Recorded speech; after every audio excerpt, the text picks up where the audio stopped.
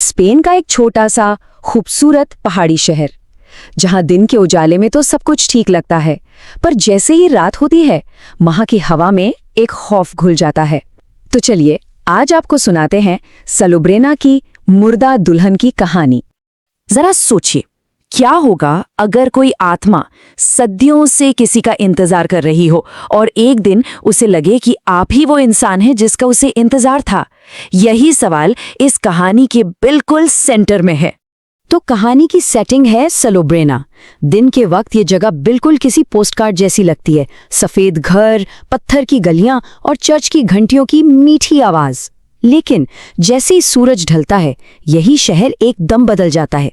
गलियां सूनी हो जाती हैं, हवा में एक अजीब सी ठंडक आ जाती है और लोग अपने अपने घरों में बंद हो जाते हैं। कोई भी बाहर नहीं निकलता। और इसी शहर में एंट्री होती है 19 साल के माटेओ गुरेरो की।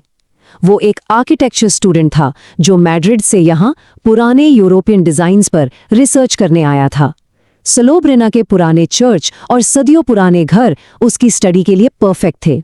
एक शाम माटेओ शहर के पुराने कब्रिस्तान में स्केचिंग कर रहा था कि तभी उसकी नजर एक अजीब सी चीज पर पड़ी।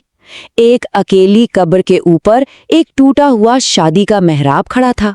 उस पर सूखे हुए फूल लटके थे और उसके ठीक नीचे की मिट्टी बाकी जगह से बहुत ज्यादा काली थी। उसने ज्यादा सोचा नहीं और वापस चला गया, पर उसे क्या पता था कि यही वो पल था जब सब कुछ बदलने वाला था। उसी रात माटेओ अपने गेस्ट हाउस के कमरे में काम कर रहा था जब उसे बाहर से एक बहुत ही हल्की सी आवाज सुनाई दी।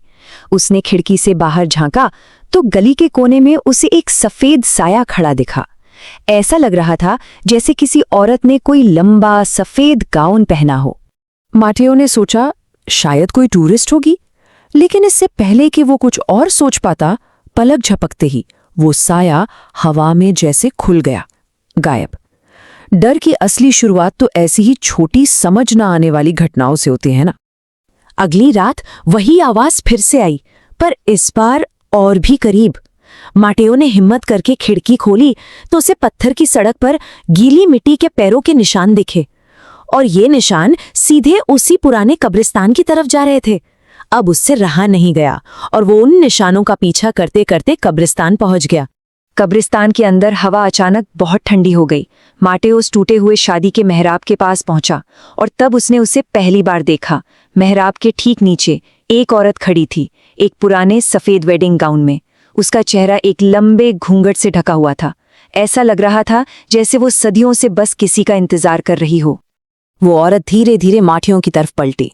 हवा से उसका घूंघट थोड़ा सा हटा और जो चेहरा माटेओ को दिखा उसे देखकर उसके होश उड़ गए। उसकी स्किन हड्डी की तरह सफेद थी, आंखों में एक भयानक खालीपन था और गालों पर सूखे हुए खून के निशान थे, जैसे वो बरसों पहले खून के आंसू रोई हो। और सबसे डरावनी बात, उसके पैर जमीन को छू नहीं रहे थे। माटेओ उस रात एक पल के लिए भी सो नहीं पाया। अगली सुबह वो सीधा गेस्ट हाउस के बूढ़े केयरटेकर के पास गया और उस औरत के बारे में पूछा। पहले तो बूढ़े आदमी ने कुछ नहीं बताया, लेकिन जैसे ही माटेओ ने उस शादी के मेहराब का जिक्र किया, उसका चेहरा डर से सफेद पड़ गया। और फिर उसने एक ऐसी कहानी सुनाई जो शहर के इतिहास में कहीं दफन हो चुकी थी। केयरटेकर ने बताया कि ये बात साल 1889 की है। उस साल शहर की सबसे खूबसूरत लड़की इसाबेला रोमेरो की शादी हावियर मोरालेस नाम के एक लड़के से होने वाली थी। सब कुछ तैयार था। इसाबेला दुल्हन बनकर मंडप तक पहुंच भी गई, लेकिन उसका दूल्हा कभी नहीं आया। बाद में पता चला कि हावियर किसी और के साथ शहर छोड़कर भाग गया था।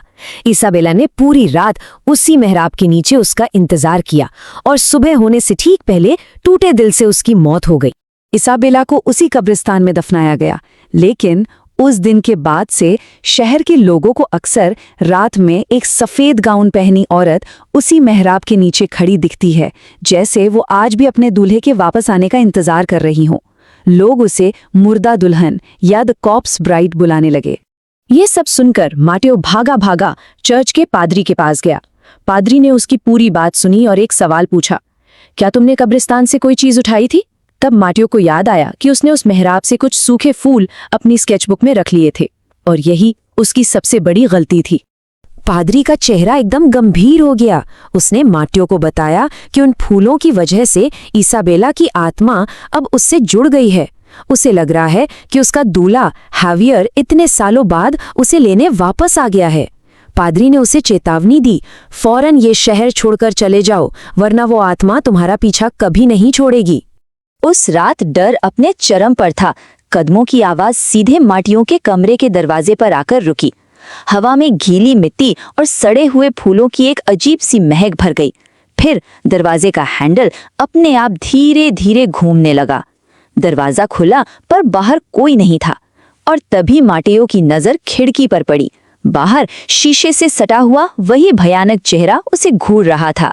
माटियो ने तय कर लिया कि वो अब एक पल भी यहाँ नहीं रुकेगा। लेकिन जैसे ही उसने अपना सामान पैक करना शुरू किया, अचानक मौसम बदल गया। आसमान में काले बादल छा गए, जोरदार तूफान आ गया और पूरे गेस्ट हाउस की बत्तियां चली गईं। कमरे में घना अंधेरा छा गया और तभी जोर से बिजली कड़की, और उस एक पल की रोशनी में माटेओ ने जो देखा, वो औरत ठीक उसके सामने खड़ी थी। उसकी चीख पूरे घर में गूंज उठी। जब केयरटेकर भागकर उसके कमरे तक पहुंचा, तब तक बहुत देर हो चुकी थी। कमरा पूरी तरह खाली था। माटेओ वहां नहीं था। उस रात के बाद माटेओ गुरेरो फिर कभी किसी को नहीं मिला। कुछ घंटों की खोज के बाद माटेओ का शरीर मिला, ठीक उसी कब्रिस्तान में, उसी टूटे हुए शादी के मेहराब के नीचे, गीली काली मिट्टी में आधा दफन। ऐसा लग रहा था जैसे दुल्हन अपने दूल्हे को हमेशा हमेशा के लिए अपने साथ ले गई हो। सलोब्रेना के लोग आज भी मानते हैं कि इसाबेला की आत्मा ने माटेओ को ही अपना हावियर समझ लिया था। तो सवाल ये उठता है कि क्या उस मुर्दा दुल्हन का सदियों का इंतजार खत्म हुआ, या फिर वो आज भी उसी मेहराब के नीचे किसी नए चेहरे में अपने पुराने प्यार को ढूंढ रही है।